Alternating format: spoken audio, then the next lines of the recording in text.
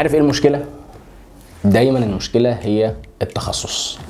انت بتتفرج على حاجه عجباك، عايز تعرف تعمل زيها، مش عارف تعرف تعمل زيها ازاي، فبتروح تدور على فيديوز وبتتخيل وتبدا تنفذ. يعني هتشتري خامات وتطبق، يعني هتستهلك وقت وتستنى نتيجه، والنتيجه في الغالب بتطلع محبطه. ففي الاخر انت بتتخلى عن كل ده عشان انت ما مشيتش صح. هنا المشكله.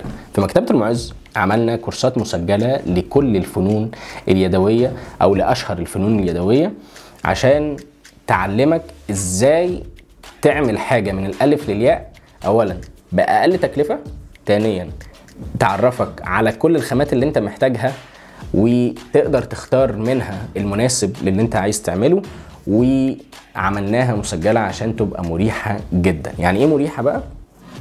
انت مش ملزم بوقت، يعني هتقدر تتفرج على فيديو متصور باحترافيه شديده من كل الاتجاهات، لشنطه جلد وهي بتتصنع، لمكرميه وغرزه بتتعمل، لريزن بيتصب وبيطلع بشكل نهائي زي كده بجوده عاليه جدا، لخطوات كتيره قوي انت وانت شغال عليها يدوي قدام كوتش غالبا هتنساها، وغالبا مش هتلحق تكتب كل حاجه.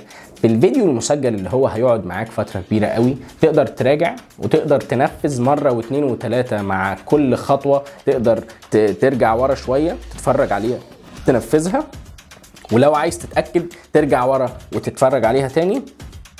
ده كله هيخليك في الاخر تطلع بحاجه اولا انت فاهم كويس ده بيتعمل ازاي، لانك هتقدر تتفرج مره اولانيه. عموما تقدر تختار في المره ديت انت محتاج تعمل ايه من الحاجات اللي انت اتفرجت عليها الكتير قوي جوه الكورسات المختلفه.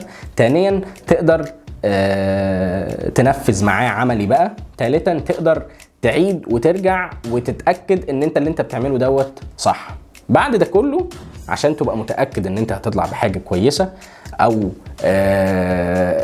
احتجت ان انت تتاكد من حاجه، تقدر بقى تبعت لنا على رسائل الصفحه او على الويب سايت بتاعنا، وهتلاقي مدربين متخصصين في كل حاجه من التخصصات بيردوا عليك باحترافيه، سواء لو انت عندك استفسار او لو انت عايز مساعده في حاجه تكنيكال. يعني لو انت بقى مهتم بالفنون اليدويه زي الريزن والمكرميه والديكوباج والاكليريك بورينج ومختلف الفنون اليدويه، تقدر تبعت لنا رساله على الصفحه او تكتب لنا كومنت او كلمنا من خلال الويب سايت، وهتلاقينا بنتفاعل معاك وبنرد عليك ونقدر نساعدك.